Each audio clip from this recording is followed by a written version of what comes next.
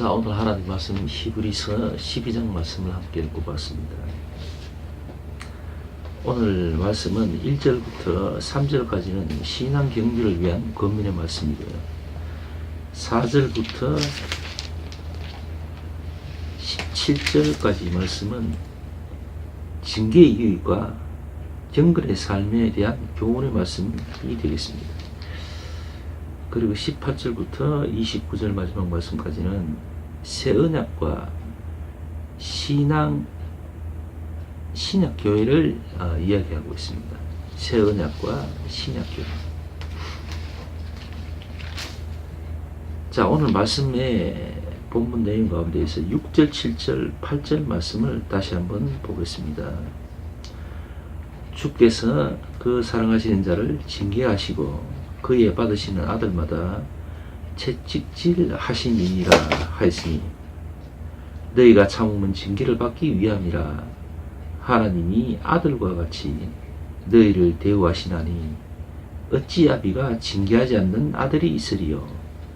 징계를 다 받는 것이거든 너희에게 없으면 사생자요 참 아들이 아니니라 라고 되어 있습니다. 자, 오늘 6절, 7절, 8절 말씀을 보면은 우리가 믿음의 자녀이면은 틀림없이 우리의 삶 가운데에는 징계가 따를 것이다 라고 합니다. 특별히 8절 말씀 보면은 좀 더 강조되어 있지요. 징계가 없다면은 우리는 믿음의 자식이 아니라고 얘기합니다. 참 아들이 아니라라고 명확하게 말씀을 주시고 계십니다. 그러니까 자식을 이렇게 하나님의 뜻에 따라 받아서 키우면 말이죠. 저도 그렇지만 다들 부모님 앞에서 참 착하고 말 잘 듣고 완전한 자식이 일 수가 있겠습니까? 말씀도 피우고 잘못도 하고 그러죠. 그런데 그럴 때마다 가르쳐야죠. 뭐가 잘못됐고 또 다음부터 그렇게 하면 안 된다는 그런 가르침을 줘야 되겠죠. 그러다 보면 그때마다 그 한 것에 대한 어떤 상벌을 받겠죠. 근데 이제 그것을 아비가 돼서 부모가 돼서 아주 저하고 전혀 상관없는 남의 자식같이 잘하든지 못하든지 사고를 치든지 말든지 신경 안 쓸 수는 없잖아요. 그죠? 그러면 정말 말씀 받다나 부모가 아닌 것이요. 자식이 아니고, 그죠? 그렇게 되어버리는 겁니다. 그래서 오늘 말씀은 네가 정말 참 아들이라면 네가 잘못했을 때에 또 혹은 어떤 상황에 있을 때에 하나님이 필요에 따라서 징계를 줄 것이다 라고 합니다. 징계를 받는 것이 또 마땅하다고 합니다. 이 말씀과 관련해서 지금 참 온 나라가 힘겨움에 처해 있습니다.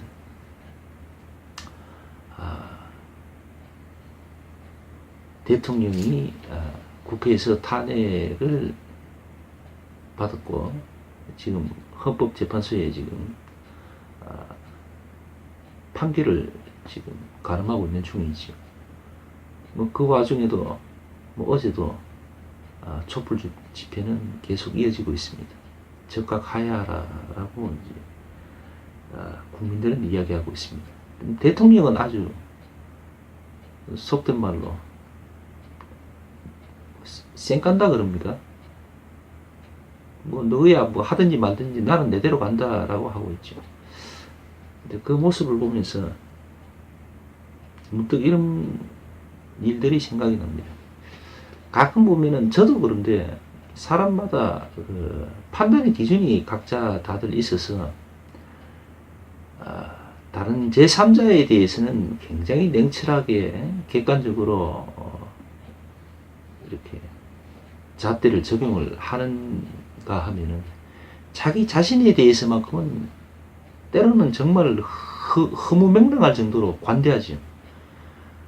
있는 이런저런 온갖 핑계를 다 대서 그럴 수밖에 없었고 또 그것이 또 당연하고 어쩌면 또 타당하다는 듯이 그렇게 포장을 해버립니다. 물론 이렇게 이야기하면 저도 그렇습니다. 분명히 제 잘못이 맞는데 그걸 이런저런 핑계를 대고 그럴 수밖에 없다. 혹은 좀 더 심하면은 그 정도면 괜찮지 라고 평가까지 해버립니다. 이번에 지금 대통령도 지금 이런저런 입장을 또 3차까지 발표를 했죠. 그런 모습을 보면 잘못했다 하면서도 이런저런 핑계를 쭉 대는 거 보면은 자기 개인적으로 할 수 있는 만큼 자기는 하고 있었다. 인간적으로 할 수밖에 없다. 이런 그렇게 얘기를 해버립니다. 그리고 그것이 뭐 어떤 큰 죄가 되느냐라는 식으로 그렇게 얘기를 하고 있는 것 같아요. 그리고 이 사태로 인해서 국민들께 죄송하다 하면서 또 자기는 이제 대통령직을 끝까지 고집하는 것 같아요. 그러니까 국정 혼란이 국정 공백이 있으면 안 될 것 같아서 자기는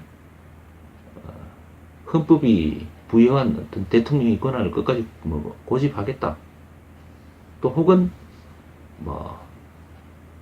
헌법 안에서 아주 적절한 시점에서 물러나겠다. 그것도 자기가 판단해서 적절하다 싶을 때에 그렇게 얘기를 하더라고. 그리고 지금 최종 입장은 이제 헌법재판관들이 판결을 할 때까지 또 그리고 거기에 대한 법정 다툼을 끝까지 해보겠다 이런 식으로 이제 얘기를 하고 있잖아요. 그죠? 그러니까 자신이 대통령으로 있음으로 인해서 이 나라가 이제 혼란에 빠지지 않을 거라고 이제 얘기를 하고 있습니다. 그건 개인적으로 제가 봤을 땐 큰 착각이죠. 자신이 대통령으로 있음으로 인해서 지금 이 나라가 혼란에 빠져 있는 상태잖아요. 대통령직을 수행하지 않고 비선들에 의해서 이 나라가 완전히 속된 말로 개판이 된 상황이잖아요.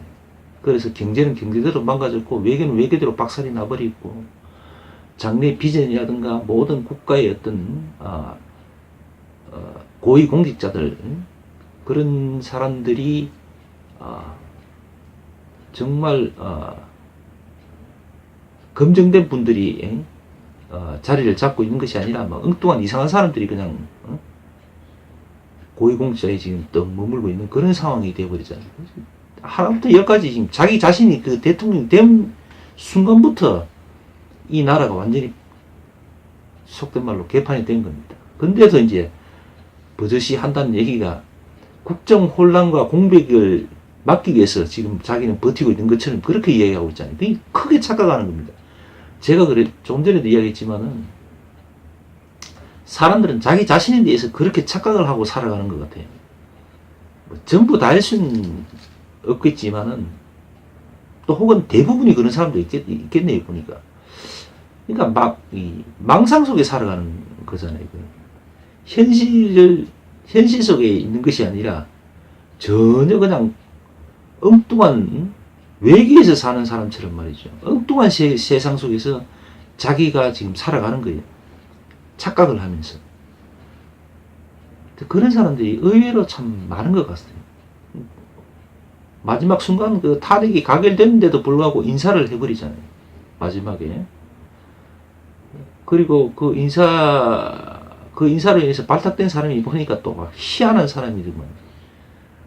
하여튼 그런 사람들이 주변에 너무 많은 것 같죠.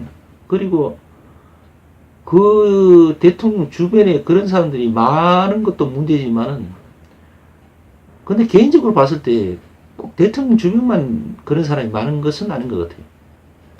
요즘 시대가 그래서 그런지 몰라도 참 그런 엉뚱한 생각들을 갖고 살아가는 사람들이 많은 것 같습니다. 일정 부분 저도 그런 경우가 들어 있습니다. 솔직히 고백하지만. 특히 이제, 나이가 좀 있으신 분들이 좀 그런 경우가 많죠. 그러니까 시대는 계속해서 굉장히 빨리 움직이고 빠르게 변화가 되어가고 있습니다. 그건 뭐 문화든 또 혹은 뭐 경제든 여러 가지 어떤 이 패턴들이 엄청나게 지금 빠르게 변해지고 있거든요. 저 같은 경우는 뭐 제조업을 하고 있습니다만 제조업 같은 경우는 더하죠. 어떤 물건이 하나 만들어지면 그것이 그 다음 단계로 바뀌는데, 과거에는 뭐 몇 년, 4년, 5년, 7년, 8년 이렇게 굉장히 이제 시간이 있었는데, 요즘은 몇 개월 단위로 이게 변해버립니다. 다음 제품이 또 시제품이 나와버리고. 이러니까 개발자들이 정신을 못 차리는 거예요. 요번에 그 삼성, 그 휴대폰이 문제가 생긴 것도 아마 거의, 그런 경우 때문에 그런 것 같아요. 이제 경쟁사들과 경쟁을 하다 보니까 급해진 거지요, 이제. 뭐 전문가들 얘기는 그렇습니다. 그러다 보니까 뭐 검증되지 않고 확실하지 않은 제품을 갖다가 그대로 이제 출시해 버린 거죠. 사람들도 그런 것 같아요.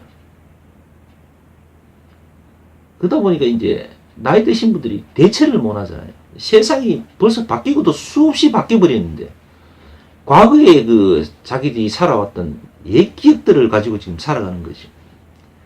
그러다 보니까 TV 보니까 그 박사모라고 하는 분들 보니까 대부분이 이제 나이 많으신 분들인데, 그분들이 과거에 그 박정희 대통령의 어떤 환상에서 빠져가지고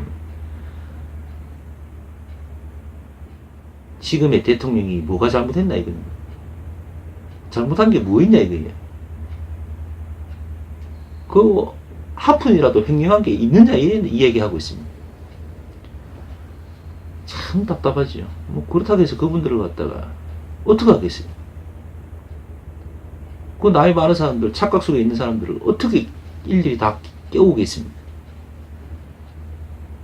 그럼 방법이 없는 거예요. 어쨌든 그런 목소리도 사실 또 있을 수 있습니다. 왜냐하면 자유민주주의 국가에서 이런저런 목소리가 나올 수 있죠. 나이 많은 사람들의 목소리도 목소리고, 그죠? 나이 어린 사람들의 목소리도 목소리인 거죠. 이런 목소리, 저런 목소리가 다 나올 수 있습니다. 그러나 어차피 이 세상에 여러 사람들이 모여 사는데, 그 대세라고 합니까? 그 흐름이라고 하는 것이 객관적이고 보편 타당한 어떤 그런 흐름들이 줄을 이루면은 그 나라가 건강한 나라가 되겠죠. 또 하나님께 관심받고 복을 받는 나라라고 할 수 있겠죠. 예를 들어서 이제 엉뚱한 상상을 갖고 살아가는 그런 사람들, 그런 부류들이 주가 돼버리고 많아져 버리면 이제 그 나라는 이제 이상한 나라가 되는 겁니다. 온 세계에 해악을 끼치는 그런 나라가 돼버리겠죠. 뭐 가령 그것을 구체적으로 뭐 얘기하자면 뭐 북한 같은 경우는 그런 집단이라고 할 수 있겠죠. 그러니까 다수의 많은 사람들은 목소리를 못 내는 겁니다. 힘도 없고 권력을 잡고 주류로서 이제 자리한 사람들이 힘이 막강하니까 그 사람들의 목소리만 있는 거지. 그러니까 결국 그 사람들이 대세이고 그 사람들이 주류가 돼버립니다. 숫자는 많은데 다수가라는 사람들이 있긴 있는데 그 사람들이 뭐 있으나 마나한 사람 돼버립니다. 이제 그게 이제 곤란해지. 근데 오늘 말씀을 보니까 아들에게는 징계를 주신다고 합니다. 우리 식대로, 우리 편의대로 그냥 하나님 말씀을 오늘 해석해 버리자면, 우리가 지금 이렇게 대통령을 잘못 선출해서 이렇게 곤란한 상황에 빠져서 어려움을 겪고 있는 게 하나님이 징계로서, 하나님이 우리를 사시기 때문에, 우리를 아들이라 여기시기 때문에 우리에게 징계를 주신 것이라, 이렇게 이제 편리하게 해석해 버리면 듣고 계시는 여러분들이 듣기에도 좋고, 또 말씀을 전하는 저도 뭐 쉽고, 그죠? 이렇게 편할 수가 있습니다. 그런데 지금 제가 이렇게 여러분에게 말씀을 드리면 과연 듣는 여러분이 좋으실지 모르겠어요. 사실 전하고 있는 저는 그렇게 그다지 마음 편하지 않습니다. 또 쉽지도 않고요. 쉽고 안 쉽고를 떠나서 굉장히 불편합니다. 제 마음속. 왜냐하면 오늘 말씀에 전하고 있는 이 아들에게 징계를 주신다 하면 정말 사랑하신 당신이 사랑하는 아들에게 징계를 주신다는 그런 표현으로 다시 한번 말씀을 드리고 싶습니다. 사실 하나님은 모든 것들의 주인이시잖아요. 아들뿐만 아니라 또 아들이 아닌 자의 주인도 되십니다. 사실 모든 것들의 주인 되시거든요. 하나님. 그 하나님은 아들에게만 징계를 주시는 것이 아니라 그 아들이 아닌 다른 것에도 징계도 주시고 벌도 주시고 상도 주실 때도 있는 것 같아요. 사실 그렇게 보여집니다. 저는 햇빛이 이 땅 모든 곳에 골고루 비춰지듯이 말이죠. 비가 오면은 잘생긴 사람도 비를 맞고 못생긴 사람도 비를 맞거든요. 그 징계는 꼭 아들에게만 주어지는 게 아니라 아들이 아닌 자에게도 징계를 주시는 것 같아요. 그래서 오늘날 우리는 하나님을 믿고 있고 그래서 하나님의 아들이라고 생각을 하는데 하나님은 그게 아니라고 말씀하시면 어떻게 되겠습니까? 하나님 생각은 그게 아닌데 이래 돼 버리면 정말 큰일 나잖아요. 그죠? 그것은 죽음을 이야기하는 건데 지옥을 이야기하는 거고 정말 간절히 이 시간에 바라는 것은 우리가 생각하는 그 착각일 수도 있는 그 부분 우리는 하나님을 믿고 있고 우리가 하나님의 아들이라는 그 사실 그 믿음 그것이 우리만의 생각이고 우리만의 믿음이 아니기를 간절히 바라는 거죠. 정말 그것을 바랍니다. 하나님 또한 그렇게 인정해 주시기를 진짜로 바랍니다. 아니야, 너희들은 내 아들이 아니야. 너희들은 착각하고 있는 거야. 웃기는 소리 하지 마. 이렇게 하나님이 말씀하시고 생각해 버리시면 정말 큰일 나는 거죠. 그게 착각이 아니길 정말 바랍니다. 우리가 오늘 지금의 박 대통령을 선출할 때에 솔직히 그랬잖아요. 저 박근혜 씨가 대통령이 되면은 일가 친척도 그렇게 별로 없고 주위에 인물도 없고 또 결혼도 안 했을 뿐더러 과거 대통령들처럼 친인척들 자식들 이래가 문제를 일으키고 돈을 어떻게 하고 그러진 않을 거 아니지 않는가 그렇게 생각하고 또 좀 나라가 좀 잘 살 걸로 생각했잖아요. 좀 더 정직한 나라가 될 것이고 그래서 선출을 받은 거 아닙니까? 투표할 때 그렇게 생각하고는 많은 사람들이 찍어줬잖아요. 근데 오늘은 어떻게 됐습니까? 지금 착각으로 드러나버렸잖아요. 우리가 잘못 생각한 거예요. 시장도 제대로 자기 스스로 시장도 못 보는 사람을 갖다가 장도 못 보는 그런 사람을 지금 대통령으로 뽑아놔 버렸습니다. 멀쩡히 주위에 장차관들이 있고 국회의원들이 있고 보좌진들이 있는데도 그들을 싹 다 밀쳐내버리고 엉뚱한 여자에게 이 나라를 그냥 맡겨버린 것 같아요. 얘기하는 걸로 봐서. 우리가 너무 큰 착각을 했던 겁니다. 우리가 바라고 원하는 대로 하나님의 아들이고 우리는 하나님을 믿습니다라고 우리는 그렇게 생각하는데 하나님은 웃기는 소리 하지만 너는 날 믿는 게 아니야. 니들은 니들 자신을 믿는 거지 나를 믿는 게 아니야. 이렇게 돼버리면 이거 어떻게 되는 거죠? 그래서 한숨을 했으면 건강을 위해서 산행도 다니시고 다들 운동도 하시고 많이들 하죠. 그러나 그런 것도 다 좋습니다. 그러나 무엇보다도 중요한 게 스스로를 자꾸 돌아보고 점검해보는 그런 시간들은 정말 필요할 것 같습니다.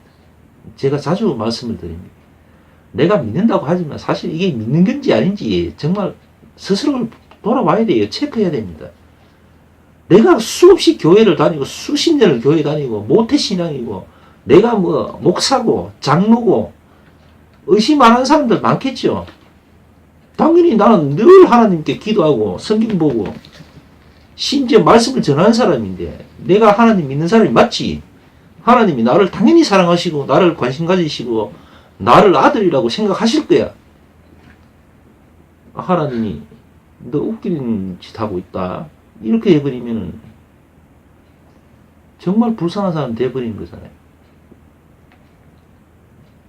착각 속에 살아가는 우리가 돼버리는 거지. 만약에 그런 상황이 되면 말이죠. 그렇게 되면 안 되는데, 그죠? 어쨌든 하나님이 장래에 우리 이 나라의 미래의 비전을 어떻게 생각하고 계시고 어떻게 그려놓으신지는 모르겠습니다. 그러나 우리가 좋은 생각을 갖고 하나님께서 우리를 지켜주시고 인도해 주실 거다 믿고 이제 그렇게 살 수밖에 없죠. 그러나 내 믿음이, 내 신앙이 제대로 됐는지 아닌지를 돌아봐야 되잖아요. 그죠? 점검을 해야 되겠죠. 이제 자기 스스로는 잘 모를 겁니다. 잘 찾기가 어려울 거예요. 그러니 어떤 식으로든 스스로를 돌아보는 그런 시간은 필요하리라 생각합니다. 답을 주지는 못합니다. 그러나 그런 물음표는 사실 제가 제시를 하고 드릴 수가 있습니다. 건강을 위해서 운동을 하고 뭐 여러 가지 좋은 약들 먹고 하는 거 다 좋습니다. 그러나 그보다도 정말 중요한 거, 정말 내가 믿는 사람이 맞는가, 내가 하나님의 아들이 맞는가, 이걸 확인하고 점검하는 거, 이거 정말 중요합니다. 나중에 이게 아닌가 봐, 이건 아니잖아요. 그죠? 그때는 늦습니다. 돌이킬 수도 없고 회복할 방법도 없고 대책이 없는 거죠. 그렇게 되기 전에 지금 이 시간에, 지금 이 현 시점에서 꼼꼼히 따져도 보고 생각도 하고 내가 믿음의 자녀로서 내가 이게 바르게 살아가고 있는가, 바른 신앙생활을 갖고 하는가 돌아봐야 되겠죠. 절대로 착각의 늪에서 빠져서 말이죠. 살면 안 됩니다. 불행하게도 우리는 늪에 빠져 있는데 늪에 빠진지를 모릅니다. 대부분이 그렇습니다. 정신병원에 입원해 있는 사람들은 다들 보면 자기가 정신병에 들었는지도 몰라요. 자기는 멀쩡하다 그럽니다. 다들 착각하고 사는 거 아닌가 모르겠어요. 자, 오늘 다시 한번 말씀드리지만 자기 스스로를 생각하면서 돌아보고 자기 신앙을 점검해보는 그런 시간 가지시기를 부탁드립니다. 자, 오늘 기도하고 예배 마칩니다.